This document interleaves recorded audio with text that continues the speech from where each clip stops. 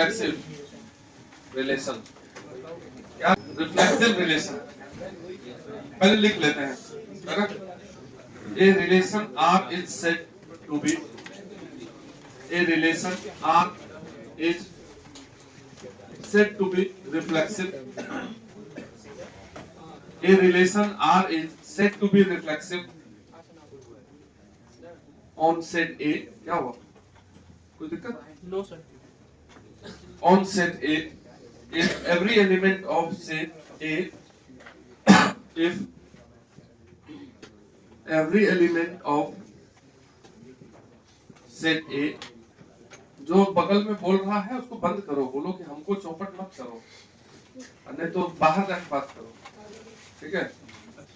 A relation R is said to be reflection on set A if every element of set A is related to itself. अब देखो, यही बात हम पिछला दिन भी कर चुके हैं, जब हम आइडेंटिटी पढ़ाए तो वहां क्या बोल दिए थे, यही बोले थे क्या अपने यहाँ भी वही बोलते थे, दोनों सेम हो गया क्या? नहीं, उसमें ओनली लिखा हुआ था, देख लो पहले, उसमें लिखा हुआ था इटसेल्फ ओनली, इसमें इटसेल्फ केवल लिखा है। इटसेल्फ ओनली का मतलब होता है कि यदि ए एक सेट है जिसमें ए बी है और यहाँ भी ए बी है, तो ए केवल खुद से कनेक्ट होगा और बी भी। यहाँ ये नहीं है, यहाँ ये है कि अपने आप से तो रहेगा ही, दूसरे से हो भी सकता है, नहीं समझे? इटसेल्फ का मतलब ये हो गया कि खुद से कनेक्शन होगा ही, ए का ए से और बी का बी से, लेकिन दूसरे से भी हो सकता है, नहीं हो तब भी। तो कहने का मतलब ये हो गया कि जो रिफ्लेक्सिव रिलेशन होता है और जो आइडेंटिटी रिलेशन होता है, तो हर आइडेंटिटी रिलेशन रिफ्लेक्सिव होता है, क्योंकि उसमें खुद से तो ओनली लिखवा ही दिया लेकिन हर रिफ्लेक्सिव रिलेशन आइडेंटिटी नहीं हो सकता। मतलब हम अगर ऐसा फोटो बना दिए हैं, देखिए ये जो फोटो बना हुआ है, तो इसमें जब हम आर को लिख रहे हैं रिलेशन को, तो ए से कनेक्ट है तो लिख दो ए का ए से, अब बी से भी कनेक्ट है और ए भी बी से है कनेक्ट, ये तीनों आ गया कि नहीं इसमें? तो अगर ये तीनों आ गया तो ये तो खुद वाला रहना ही चाहिए, बी का बी से, ठीक है। तो खुद से दोनों का है ही कि नहीं कनेक्शन, तो जैसे ही खुद वाला देख लिए तो ये रिफ्लेक्सिव है, लेकिन अगर केवल खुद वाला रहता ये नहीं होता, आइडेंटिटी हो जाता और रिफ्लेक्सिव हो ही जाता, समझ रहे, दोनों हो जाता। अगर हम इसको मिटा दें यहाँ से, आइडेंटिटी है और रिफ्लेक्सिव भी है, क्योंकि खुद से है दिख रहा है और केवल भी खुद से, इसमें केवल खुद से दिख रहा है दूसरे से भी, तो दिस आर इज रिफ्लेक्सिव, केवल रिफ्लेक्सिव हो जाएगा, आइडेंटिटी नहीं होगा। लेकिन अगर हम एक आर ये लिख दिया, एक आर टू लिख देते, जिसमें हम लिख देते ए कॉमा ए और बी कॉमा बी, ये दोनों आइडेंटिटी रिफ्लेक्सिव दोनों हो जाएगा, नहीं हो जाएगा दोनों, क्योंकि खुद का तो खुद से है ही, दूसरे से हो कि नहीं। तो जब तुमको एक नंबर वाला में आएगा तो ऐसे ही लिखा हुआ रहेगा बोर्ड में, बोलेगा कि लिखो कौन सा रिलेशन है, तो ये ऊपर वाला कौन सा रिलेशन है?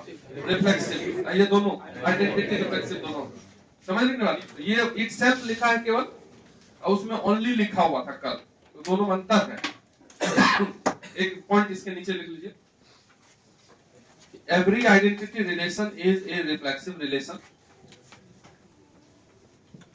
Every identity relation is a reflexive relation, every identity relation is a reflexive relation, but every reflexive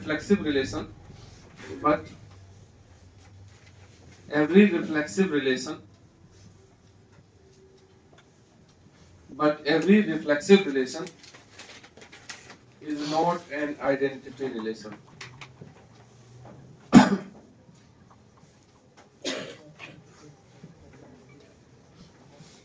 ये आइडेंटिटी रिलेशन नहीं होगा, जरूरी नहीं है, ठीक है।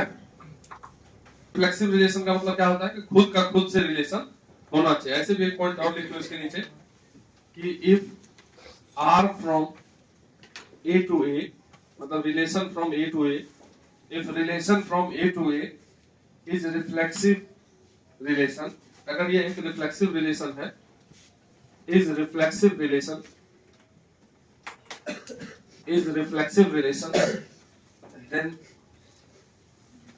then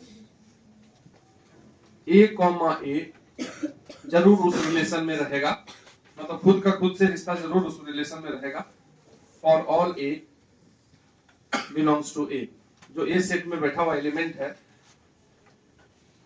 उसका खुद से जरूर रिलेशन होना चाहिए। मतलब खुद से नहीं हो, दूसरे से भी हो सकता है, लेकिन ये वाला खाली खोज लेंगे अगर दिख गया हमको सेम वाला तो रिफ्लेक्सिव रिलेशन हो जाता है। तो ये इस प्रकार से भी डेफिनेशन लिखते हैं हम रिलेशन का, और ऊपर जो लिखा हुआ है दोनों एक ही बात है। ये हम लैंग्वेज में लिख दिए, ये मैथमेटिक्स में लिख दिए, समझ रहे? दोनों एक ही बात है। इस थोड़ा सा मैथमेटिक वाला सिंबल वगैरह यूज है रिलेशन की डेफिनेशन में, इसमें कुछ नहीं यूज, इसमें खाली बोल दिया है, ठीक है। तो तुम बगल में हिंदी में लिख लेना, आपने तो ओनली नहीं लिखा है यहाँ पे, ओनली लिखता तो वैसा हो जाता आइडेंटिटी, तो बाद में भूल जाओगे नहीं, समझ लेंगे बात को। यहाँ पे ओनली जो नहीं लिखे हैं ये ओनली लिखा जाता था तो आइडेंटिटी हो जाता था, ये सब साइड में अपना अपना काम है, ठीक है। मतलब ये भी लिख लो कि रिफ्लेक्सिव रिलेशन में खुद से तो कनेक्शन होना ही चाहिए, दूसरे से हो भी सकता है नहीं भी हो सकता, ये हो गया रिफ्लेक्सिव। लेकिन उसमें ऐसा नहीं था कि दूसरे से हो सकता था कि नहीं, दूसरे से नहीं था, ठीक है। अच्छा, यदि मान लो कि हम तुमसे पूछे कि कितने रिफ्लेक्सिव रिलेशन बन सकते हैं, समझे बात? नंबर ऑफ रिफ्लेक्सिव रिलेशन, ये तो सबसे ज्यादा कीमती है। नंबर ऑफ, इससे सबसे अधिक question, number of reflexive relation. यदि हमारे पास एक सेट है, एकदम सिंपल वाला बात करते हैं, बी सेट है और इसमें ए और बी, इसमें ए और बी, ये ए है, ठीक। तो रिलेशन फ्रॉम ए टू ए अगर हम बनाएंगे, कितना रिलेशन रिफ्लेक्सिव बन सकता है? पहला तो हम ये करते हैं कि ए का ए से कनेक्शन कर दो और बी का बी से, ये तो है ना, ये रिफ्लेक्सिव है। ऐसे तुम ए क्रॉस ए यदि लिखोगे, पहले हम ए क्रॉस ए लिख देते हैं, तो ए का ए से, फिर ए का बी से, फिर बी का बी से और बी का ए से, ये चार को बैठा रहेगा कि नहीं? इसी चारों में से केवल अस्थिर अस्थिर समझा रहे हैं, बिल्कुल ही धीरे धीरे समझिए, ठीक है। तो अगर हम इस दोनों को उठा लिए तो ये एक रिफ्लेक्सिव रिलेशन है, कोई दिक्कत? अब कोई बोलता है कि दूसरा भी रिफ्लेक्सिव रिलेशन ले सकते हैं, ये दोनों तो अनिवार्य है उसमें रहना, जो भी रिफ्लेक्सिव रिलेशन बनेगा वो सेम वाला तो रहेगा, उसके साथ कुछ और रह भी सकता है, नहीं भी, तो नहीं वाला तो ले लिया। अब हम एक इसको उठा लेते हैं, एक कॉमा, ये भी रिफ्लेक्सिव, कोई दिक्कत? एक और कोई आदमी फिर से लिखना चाहेगा तो लिख सकता है, R3 equal to A comma A और बी कॉमा बी, तो चढ़ा दो और साथ में ये ले लो इस बात, बी कॉमा ए, ये भी रिफ्लेक्सिव कि नहीं रिफ्लेक्सिव? और हम चारों को लिख देते हैं, तो R4 equal to A comma A comma B, B comma B, B comma A, बोलो ये भी होगी ना रिफ्लेक्सिव? यानी कि कुल मिला के कितने रिफ्लेक्सिव रिलेशन? यहाँ पे अगर सेट में दो एलिमेंट हैं तो रिफ्लेक्सिव रिलेशन की संख्या 4, ठीक है। यदि किसी सेट ए में दो एलिमेंट हैं तो उसमें कितने रिफ्लेक्सिव रिलेशन बन सकते हैं?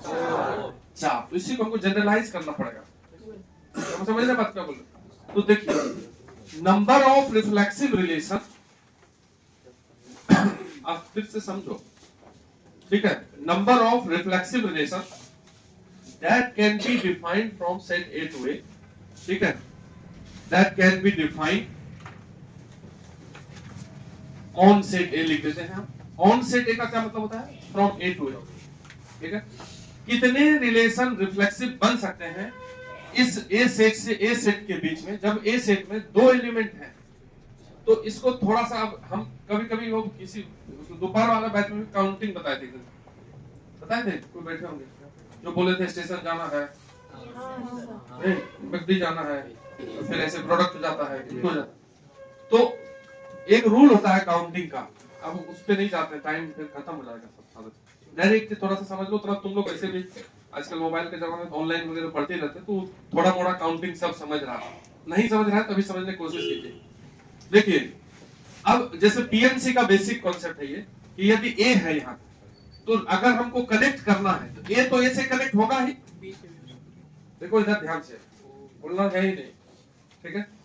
ए को ए से कनेक्ट होने के कितने तरीके? केवल एक, वो होना ही है। जब कोई बात होना ही है तो उसमें गिनती उनती कोई चांस नहीं, वो होना ही एक ही तरीका होगा, समझ रहे बात? उसमें तुम नहीं बोल सकते हाँ हो भी सकता है, नहीं बोल रहे होना ही है उसको, तब ना वो बनेगा। रिफ्लेक्सिव रिलेशन यदि बनना है तो ए को ए से कनेक्शन होना ही है, तो वो एक तरीका से सीधा कनेक्ट होगा। तो ए का ए से कनेक्ट होने का तरीका कितना? एक। लेकिन ए बी से कनेक्ट हो भी सकता है, नहीं भी हो सकता है। बोलो, दो चांस बने कि नहीं? ए का बी से कनेक्शन हो भी सकता है, वो एक गिनती में आया, और नहीं भी हो सकता है, वो एक। तो दो चांस है कि ए बी से कनेक्ट हो सकता है, तो इंटू टू। बोलो, मतलब एक इंटू का है हुआ, यही तो काउंटिंग रूल है। अभी मान लीजिए, समझा देंगे। ए का ए से एक तरीके से कनेक्शन, लेकिन इस ए का बी से कितने तरीके से? तो दो लिख दो। अब हम बी वाले पे आते हैं, ठीक है? अब हम बी वाले पे आते हैं। बी का बी से कनेक्शन कितने तरीके से? एक तरीका से। लेकिन बी का उस ए से फिर दो तरीका से, और टोटल तरीका फिर इंटू करते हैं। इंटू और प्लस वाला सिस्टम हम भेज देंगे, आज ही भेज देंगे, बनाया हुआ, ठीक है? तो कुल तरीका कितना हुआ? 4। 2 पे पावर 1 इंटू 2 पे power 1, that is 4। Number of reflexive relation that can be defined on set ए। अगर सेट ए में दो एलिमेंट है तो कितने हो गए? 4।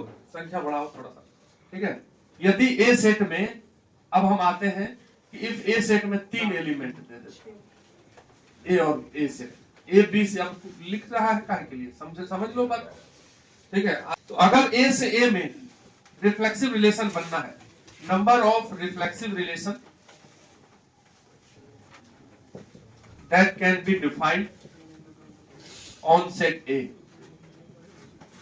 इस A सेट में यदि हमको रिफ्लेक्सिव रिलेशन बनाना है तो A का A से कनेक्शन तो एक तरीका से फिक्स है, क्या वो तो नहीं बदल सकता? तो A का A से कनेक्शन एक तरीके से, और इस A का B से कनेक्शन हो सकता है और इधर से भी कनेक्ट हो सकता है, नहीं भी हो सकता है, तो दो तरीका हो गया। A का C से भी कनेक्शन हो सकता है, नहीं भी हो सकता। समझ गए?